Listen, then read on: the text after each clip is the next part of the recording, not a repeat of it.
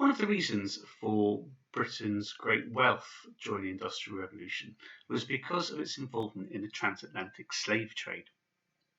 Now, the transatlantic slave trade had been in existence ever since the discovery of the New World at the end of the 15th century and carried on through into the 16th and 17th centuries. But it was only really when it entered into the 18th century that the transatlantic slave trade took on industrial proportions. And this was mainly due to British slave traders. So British slave traders would operate along a trade route called the triangular trade route. And this trade route operated like this. So in Britain, in ports like Bristol and in Liverpool and in Glasgow, slave traders would decide to obtain a large slave ship, and they would fill it with goods. Now, this all took money, so they would ask rich investors, banks, and so on to buy shares in their boat. And so people would invest a little bit of money, contribute a little bit of money towards the boat and towards the goods that were put on it in return for a share in the profits when the slave ship returned home. And the investing in these slave ships was a really guaranteed way of making a lot of money. So these slave traders had a lot of investors wanting to give them money for a share in their business. So with this money, they would fill their boats with weapons that would be manufactured in the factories, such as muskets and rifles. They would put other manufactured goods, sometimes simple goods like pots and pans and kettles, and the mills cropping up all over Britain produced lots of cotton cloth that was also put on board these boats. And the slave ships would set sail full of these manufactured goods that had been made in the new mills and factories of Britain, and they'd sail down past the coast of Europe and then around Africa to ports in West Africa. Now, the slave ships were often met by local traders, and these local traders would have ready and waiting at the dockside lots and lots of slaves who they had traded from other slave traders in Africa, who had traded them from people who had captured these slaves in battle, and the traders waiting in the ports in Africa would exchange these slaves in return for guns and pots and cotton cloth and other desirable goods, which then they could sell on to other great kingdoms in Africa to make themselves more powerful. And these West African kingdoms would use the guns to go and capture more slaves. And so this cycle of supply and demand for slaves in return for weapons and manufactured goods fueled this capturing of innocent people. So the British slave traders, now that their boats were empty of the guns and manufactured goods, could fill their slave ships with slaves. And they would make sure that there wasn't any room to spare on the slave ships. They'd cram as many as they could. And they'd undertake the 4 to 6 week journey across the Atlantic Ocean and head off to the New World. Now, there was such a demand for slaves in the New World for several reasons. First of all, when the European colonists went and settled over there, and they found indigenous people living there, they spread to them new diseases like smallpox, and so lots of the indigenous populations of the Americas died out. So there wasn't anybody there to actually do any of the labour, and also they realised that there were perfect growing conditions for huge amounts of crops, which they could sell for lots of cash, like tobacco and sugar and cotton, and there weren't enough white people to do the labour there, and so that's why they wanted slaves from Africa. So these slaves would travel across in horrific conditions, 4 to 6 weeks across the Atlantic, and this part of the triangular trade was called the Middle Passage.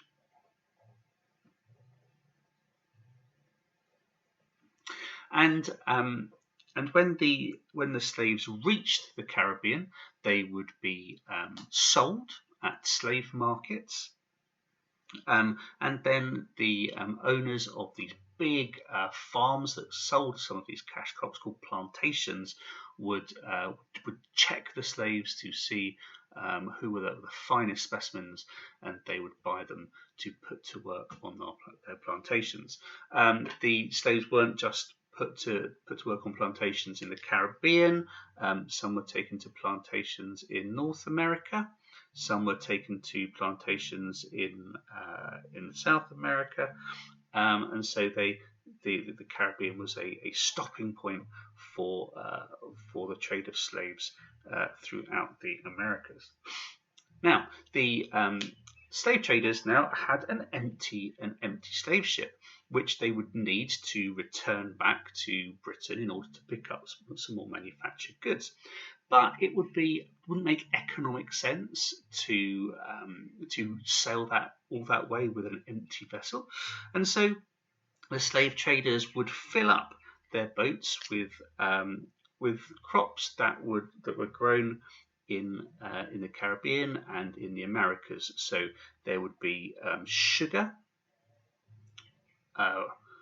would be bought, which was an incredibly high demand back in Britain. It became very fashionable to go to your local coffee shop and to eat cakes. And that was the very fashionable thing to do. Quite often the coffee was so bitter that it needed lots of sugar. The cakes had lots of sugar, so sugar was in high demand in Britain. Also, coffee was grown in the Caribbean, and as I said, coffee shops were becoming more and more fashionable. So coffee was also transported back, and also it became very fashionable to smoke tobacco. So tobacco was also transported back. And so the final route part of the triangular trade was to ship these goods of tobacco, sugar and coffee all the way back to ports such as Bristol, Liverpool and Glasgow. And as you can see, why it's called the triangular trade, because one part of the trade was taking manufactured goods from Britain to the ports of West Africa, exchange these for slaves. The slaves would be carried across the Middle Passage to the Caribbean. In the Caribbean, the slaves would be sold, and then the boats filled up with sugar, coffee, tobacco, and other goods taken back to Britain where they would be sold. So at each point on this triangular trade, the slave traders are selling things at a huge profit. And so for each journey, some estimates have said that each slave ship, the large ones that made this triangular trade, would make about £2 million worth of profit. So this created huge profits for the investors, who would get a percentage of that profit, meaning that they would invest more money in future expeditions by slave traders. And this slave trade went on, from, as I said, from the end of the 15th century all the way through to the beginning of the 19th century. And in that time, millions of people were taken from their homes in West Africa, transported across the Atlantic Ocean, never to return home again. Slavery had existed in many parts of the world before the triangular trade, but never had there been a system where people were taken from their homes, never to return, and were slaves for the rest of their lives. But not only that, their children would be slaves, and their grandchildren would be slaves. For the first time, you had a whole group of people who generation after generation were bound into slavery. So the conditions for these slaves from the moment that they stepped aboard these slaving ships were absolutely horrific. Here's one illustration of the layout of a slave ship, and this was from the Brooks slave ship, and was widely circulated by people who in the 19th century were campaigning to get rid of the slavery. They wanted to abolish it. So these campaigners were called abolitionists because they wanted to abolish it. And in this diagram of the Brooks slave ship, you can see how the slave captain has carefully designed his boat to maximize the number of slaves that he could cram into his boat. And you can see down the bottom left-hand corner that for the slaves there wasn't even enough room to stand up once that they were below deck. And you can imagine in the hot weather, across the rough seas, the horrific conditions that these must have generated. And what's particularly horrific about this diagram, I find, is that the slaves captains actually worked out that they would probably lose 10%, as they saw it, of their cargo if they crammed them in like this. But they still calculated that would give them ample profit to return to their shareholders.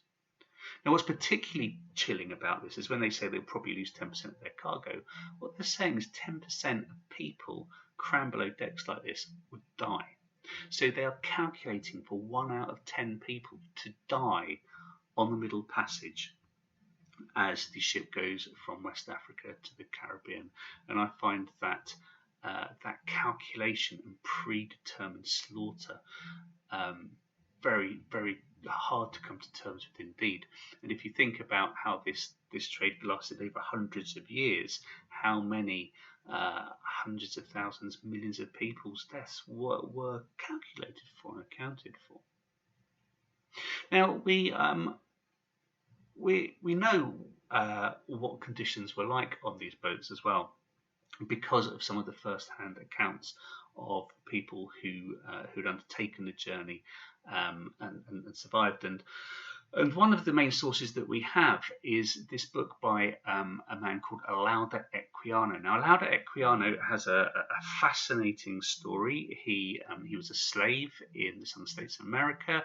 He managed to get his freedom, lived in England, and joined that group of people trying to get rid of slaves, the abolitionists, and he widely shared his story, and he had his story published in a book which was one of the best sellers at the time.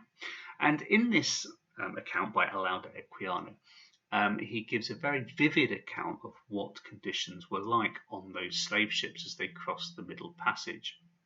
Now, before I read this to you, there has been some controversy recently in historical circles, because there's some historians have done some research into Olaudah Equiano and have uncovered that there's a chance that he may not have actually travelled on the Middle Passage himself. In his story that he tells, he was kidnapped from West Africa and came to America on a slave ship. But recent research has suggested that actually he may have been born in South Carolina, one of the southern states of the United States of America. And this early part of his story that he tells, he may have based on tales that other slaves had told him.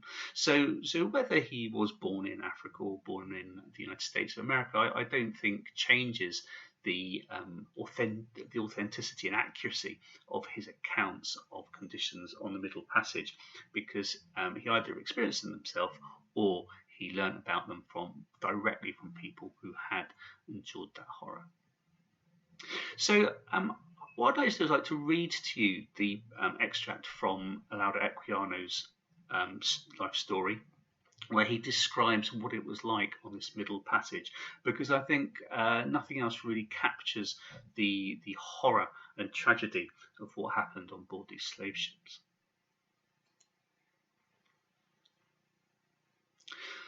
The blacks who brought me on board went off and left me abandoned to despair.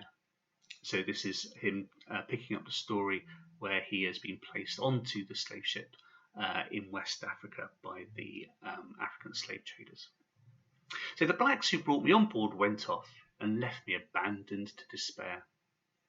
I now saw myself deprived of all chance of returning to my native country. I was not long suffered to indulge my grief. I was soon put down under the decks, and there I received such a salutation in my nostrils as I had never experienced in my life, so that with the loathsome of the stench and crying together, I became so sick and low that I was not able to eat, nor had I the least desire to taste anything. I now wished for the last friend, death, to relieve me. But soon, to my grief, 2 of the white men offered me eatables, and on my refusing to eat, one of them held me fast by the hands and laid me across, I think, the windlass and tied my feet, while the other flogged me severely. I'd never experienced anything of this kind before, and although, not being used to the water, I naturally feared that element the first time I saw it, yet nevertheless, could I have got over the nettings, I would have jumped over the side. But I could not. And besides, the crew used to watch us very closely who were not chained down to the decks, lest we should leap into the water. And I have seen some of these poor African prisoners most severely cut for attempting to do so, and hourly whipped for not eating. This indeed was often the case with myself. The stench of the hold while we were on the coast was so intolerably loathsome that it was dangerous to remain there for any time, and some of us had been permitted to stay on the deck for the fresh air. But now that the whole ship's cargo were confined together, it became absolutely pestilential. The closeness of the place and the heat of the climate added to the number in the ship, which was so crowded that each had scarcely room to turn himself, almost suffocated us. This produced copious perspirations, so that the air soon became unfit for respiration, from a variety of loathsome smells, and brought on a sickness among the slaves, of which many died, thus falling victims to the improvident avarice, as I may call it, of their purchasers. This wretched situation was so aggravated by the galling of the chains, now became insupportable, and the filth of the necessary tubs, into which the children often fell and were almost suffocated. The shrieks of the women and the groans of the dying rendered the whole a scene of horror almost inconceivable. Happily, perhaps, for myself, I was soon reduced so low here that it was thought necessary to keep me almost always on deck, and from my extreme youth I was not put in fetters. One day, when we had a smooth sea and moderate wind, 2 of my wearied countrymen, who were chained together, I was near them at the time, preferred death to such a life of misery, somehow made through the nettings, and jumped into the sea. Immediately another quite dejected fellow, who, on account of his illness, was suffered to be out of irons, also followed their example, and I believed many more would very soon have done the same, if they had not been prevented by the ship's crew, who were instantly alarmed. Those of us that were the most active were in a moment put down under the deck, and there was such a noise and confusion among the people of the ship as I never heard before, to stop her and get the boat out to get after the slaves.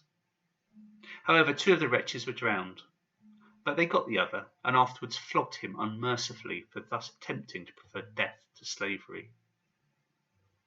In this manner we continued to undergo more hardships that I can now relate, hardships which are inseparable from this accursed trade.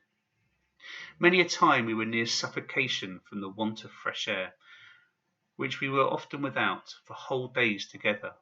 This, and the stench of the necessary tubs, carried off many.